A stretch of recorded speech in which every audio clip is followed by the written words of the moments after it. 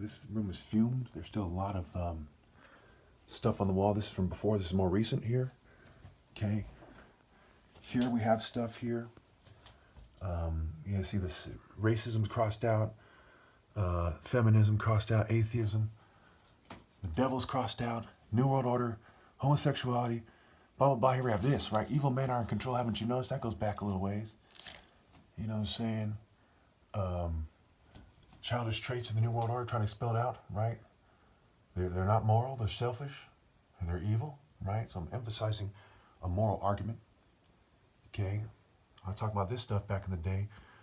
This goes back maybe 4 years or so, you know. Some of this stuff goes back before this stuff, this, if I remember correctly. Okay, and the gang stalking groups down here. I'm being fumed right now, so I'm gonna try to make this quick. In a sense, this is a bad idea. It's part of why I don't make videos here.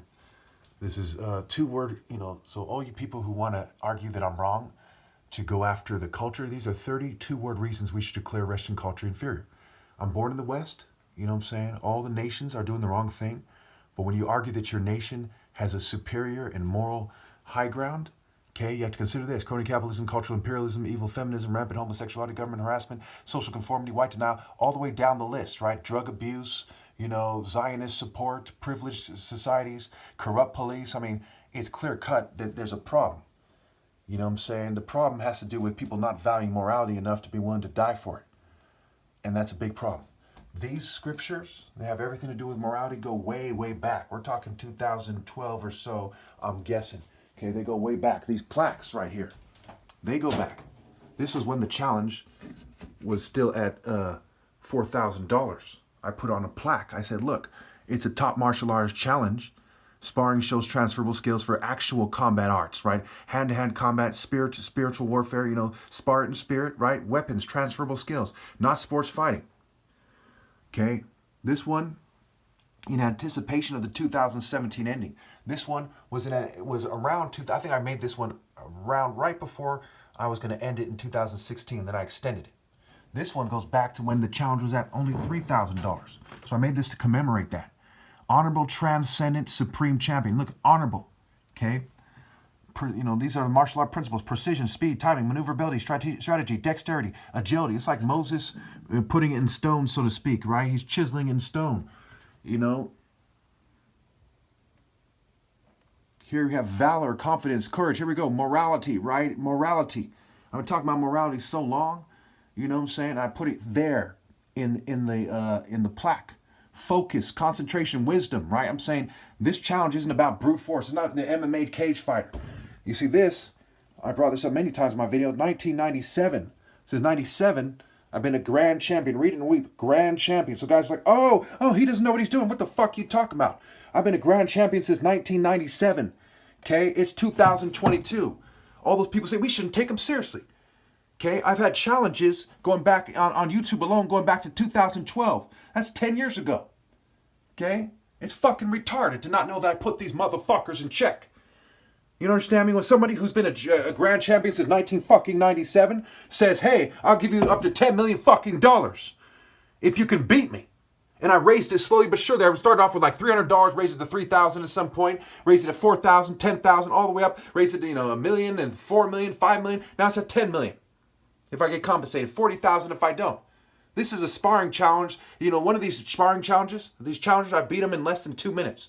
In around 2 minutes, you can get paid $10 million without risking being fucking hurt. That is a better offer than a Mayweather fight. That is a better offer than a Mayweather fight. All you have to do is to do the right thing, and these people have the network to do the right thing and expose the government harassment against me, get me compensated with millions and millions of dollars, and you can win $10 million if you can beat me. But they know, if I'm allowed to recover, and they know they can't win, or else they would take the challenge. Now, if you're arguing, well, they don't want to be in trouble, then they're disqualified already, because the society is so evil that the greediest people on the planet don't want to fucking use their network to try to attain $10 million. Okay? And they're not allowed to, because only evil scum are allowed to look good. They're disqualified anyway. No matter how you slice it, I beat them. And morality is key in this. So is character. See, I say the immortal leopard, transcendent hero, right? And it goes back to when I was talking about fighting for honor. And it said, this book, which I have several copies of, and I cited the accompanying moral code. If you keep the accompanying moral code, you may be a transcendent hero. That's one book. I put it up there. That's two. Okay, I bought like a bunch of copies of these books. Okay? It's that simple. Those people think I don't know what I'm talking about with the Igbo and so on and so forth. It's right here. The Igbo people and the Europeans. Okay? Chinua Achebe. People talking about, oh, he doesn't know what he's talking about, body structure. Their own Western scientist, David Epstein, sounds like a Jew, okay, highlighted that black people have a superior sports gene and it comes from a warrior gene. And Exodus 15:3 says the Lord is a warrior, the Lord is his name. What don't you people get? Okay, and you're going to pretend that this guy who wrote this book, CIA Doctors, was a psychiatrist himself. Like, you need to see a psychiatrist. I've read a psychiatrist's book, and it says I'm right and you're wrong, buddy, so shut the fuck up, punk-ass motherfuckers. Or maybe I should see a government psychiatrist who's racist or an LGBT person who has something against me for making thousands of videos about morality. How about you people shut the fuck up? Maybe I don't know what I'm talking about when it comes to the occult or sex groups, okay? You know, a book written by occultists, okay? Maybe I don't know what I'm talking about when it comes to eugenics.